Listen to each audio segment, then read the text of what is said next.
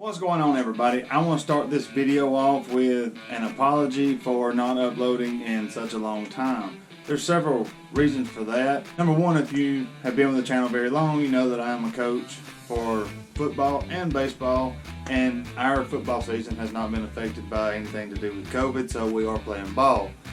Number two is I work in the LP gas world, and the winter time is the most wide open time we have. Right now I'm recording this video.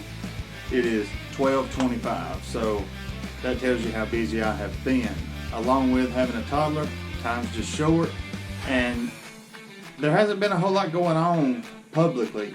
There's a lot of things I want to talk about in this video, from KYE KELLEY and Big Chief racing again, fastest in America, the new shows that are coming on, No Prep Kings, and a lot of videos that I have been recording from live events and why they haven't been uploaded. But let's kick it off right here.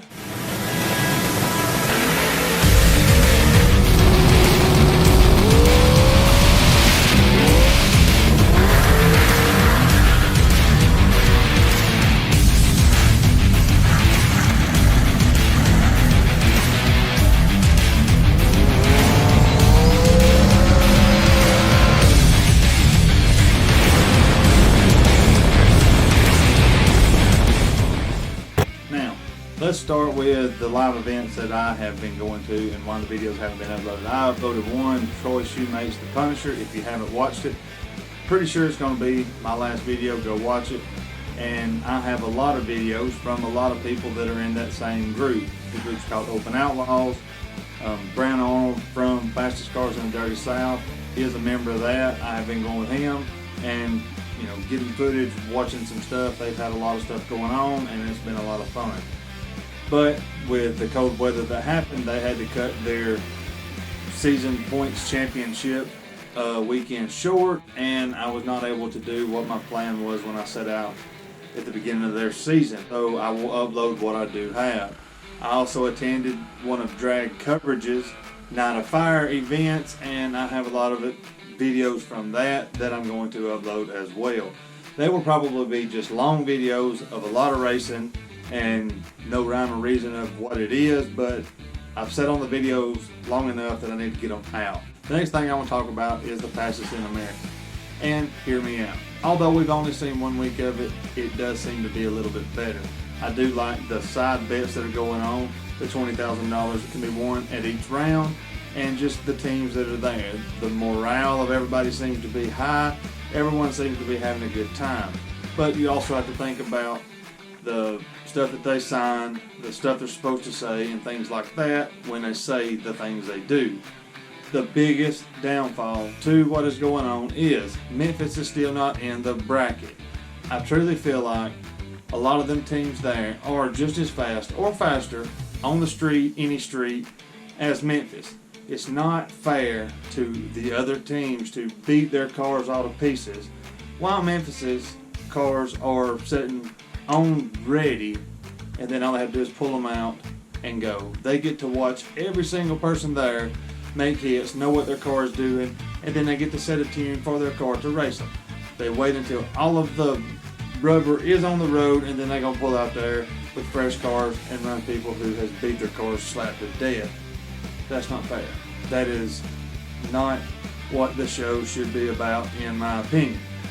Now, what else I'm about to say about the whole fastest in America, the first one and the second one, is something I heard from a reliable source. Nobody technically to do with Street Outlaws, but people to do with the production side of these shows.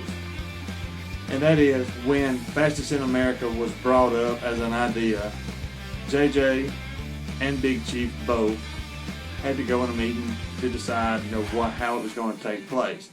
Well, JJ, being the country dude that he is, showed up with his wife in a pair of cowboy boots, where Big Chief showed up with a lawyer. As someone who has something to lose, like the producers and the production company, the Discovery, whatever, who would you go with? The one who showed up just wanting to race, or the one who showed up smart? So I know what Big Chief said in the interview he done with Sim, but He's not going to say that, I don't think, anyway, and that is hearsay from someone who knows somebody in production. I did not hear that come out of anybody, any type of production person's mouth, so I'm just relaying the information to you as I got it. The next thing I'll talk about is Kamikaze. He has been seen pulling an enclosed trailer, and as we know, the Elko, rest in peace. But with him pulling around the enclosed trailer, it is promising that he has something else. He did say he would build another car, and it would be safer, faster, and lighter, and more competitive than the Elko could have ever been. So let's just hope that he has the ball rolling on that.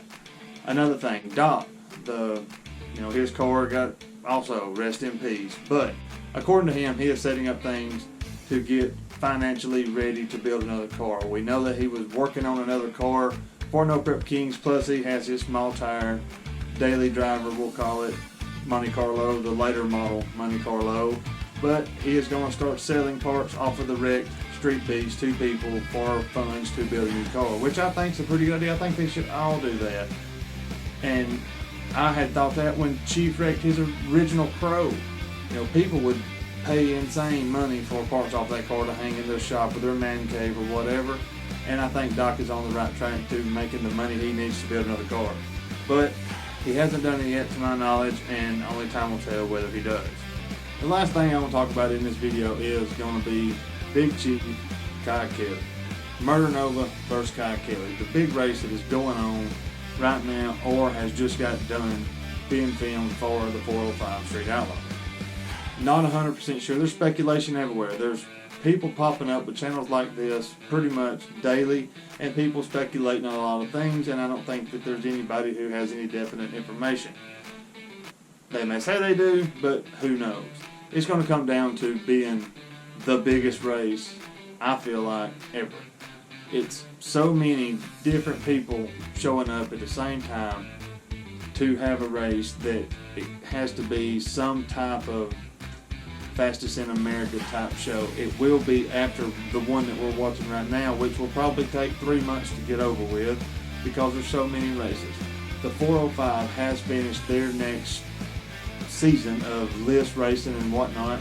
Regular season, it is done. It's being edited right now, and I feel like it will come on toward the end or right after Fastest in America. But the big race that's going on right now is going to be the biggest thing that has happened to Street Outlaws, if not ever, a really long time. We see a lot of big name people there.